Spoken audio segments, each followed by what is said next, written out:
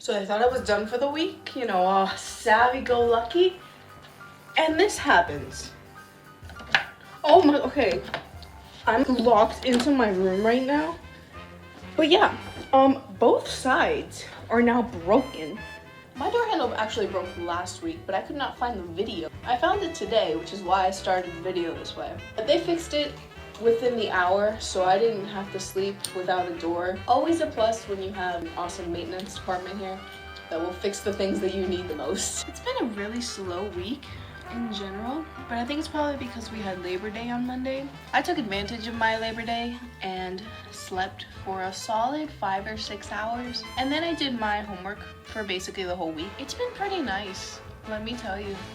It's been nice not having to stress about anything. Because it was a slow week though, I had a lot of me time, which is something I haven't had very recently. The majority of my free time was spent sleeping, but I did spend a couple of hours yesterday on an animation software program that I have, and I finally got the chance to go back to one of my most favorite tutorials and just play around with it and have some more pictures and stills.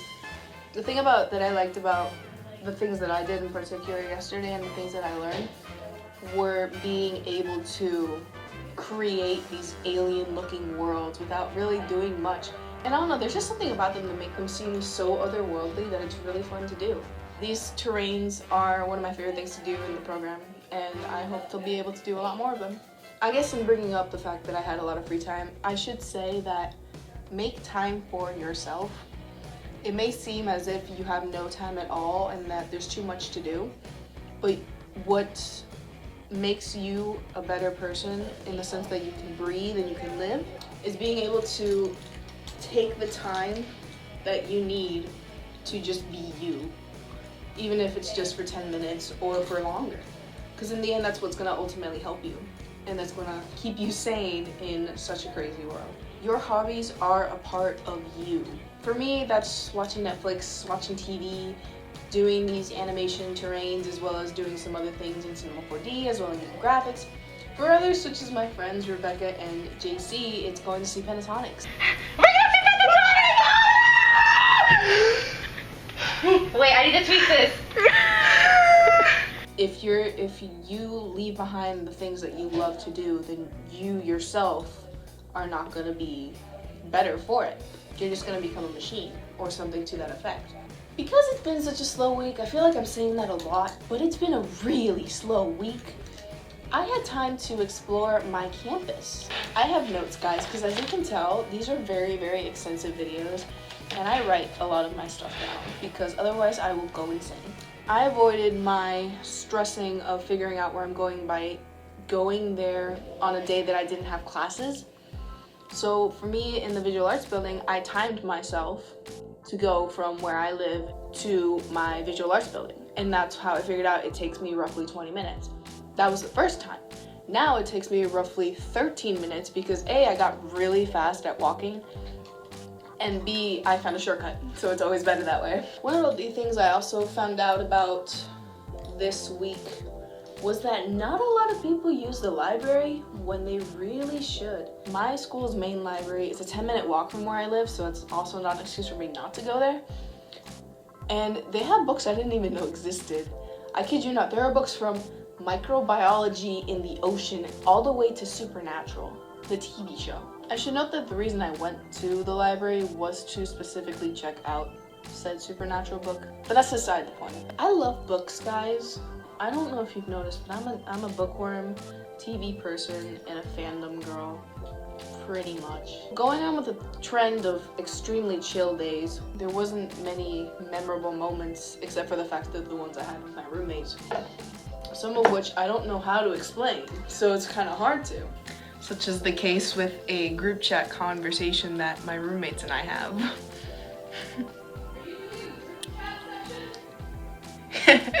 And this is why the walls are very thin here. She just got a job. Yeah, it's the only reason I'm wearing a dress. And Logan's got a cold. Sound like an alien. You sound better today than you did. You'll Don't see get all a of us cold. with this voice at some point because we live in such close quarters that... I'm closing the door. Yep. Alright guys, so it's currently 10 o'clock at night. And we just had this happen on the group chat, right? So, this is the problem. She hyperextended her knee and said the following words: "It's not natural." So of course, this is what ends up happening. Because naturally that is my response. And this would be hers. And this would be mine. And this would be hers. And I'm dying of laughter that she can hear from the other side. Oh my gosh! This is ridiculous. Why are we doing this? There are relevant Avengers gifts for every single thing you can respond to me, so that's what's happening. There are relevant supernatural gifts for the same reason. And they won't make any sense to me because I refuse to watch Supernatural. I'm sorry, Logan. No screaming about the Dean thing over there. I'm great. Good night. Peace out. Bye. The things I catch on video. She hates Supernatural, okay? It scares me. I'm 5. She keeps knocking him over. I did test out a theory in one of my classes though.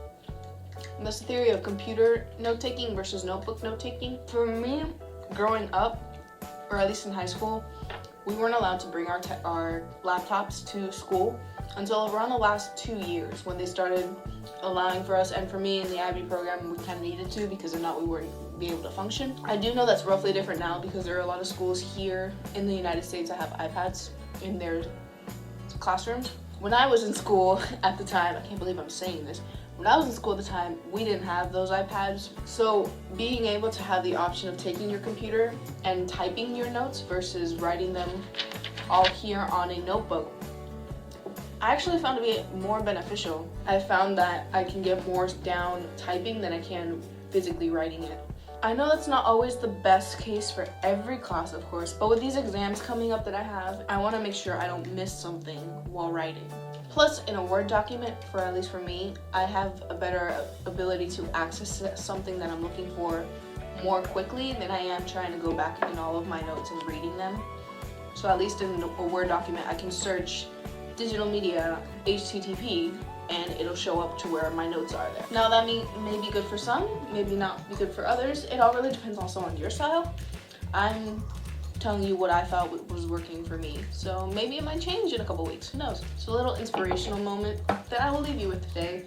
This time comes around from my digital media class. In that class, my digital media professor gave us the 4 keys to success in being able to do what you want to do and why you want to do it in your lifetime.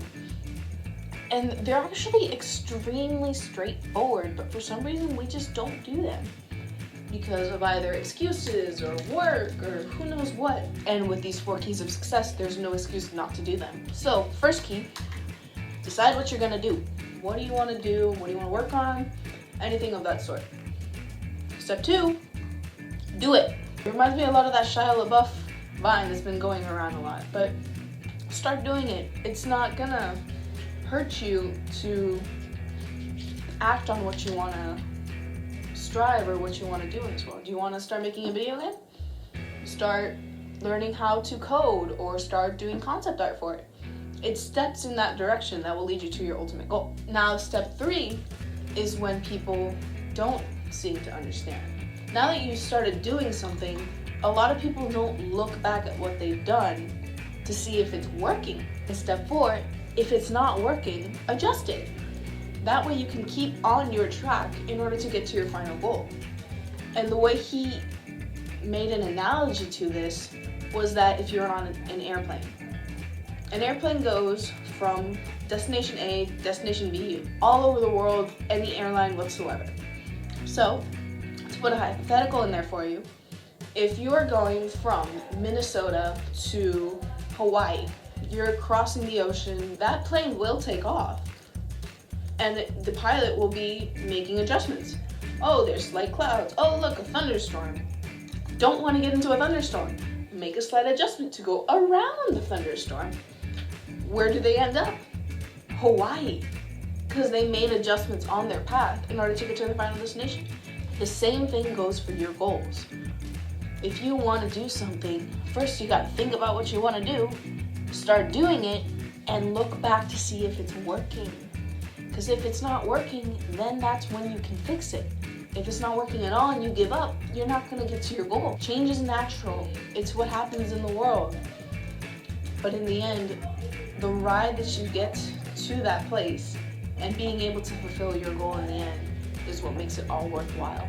So that's my little spiel and the thing that I learned this week, courtesy of my digital media professor. Embrace that to your advantage. That's mainly been it for this week. It was a very restful week. I got to do a lot of the stuff I haven't been able to do in a long time. And I got to learn. And I can never say no to learning. As always, if you want to talk to one of us, whether it be Logan, Sierra, Annalise, or me, feel free to drop a dime at Anna Anagrams on Twitter or leave a comment in the comment area and we'll get back to you on anything that you might have questions for. Stay safe, keep playing, and we'll see you next week. Signing off.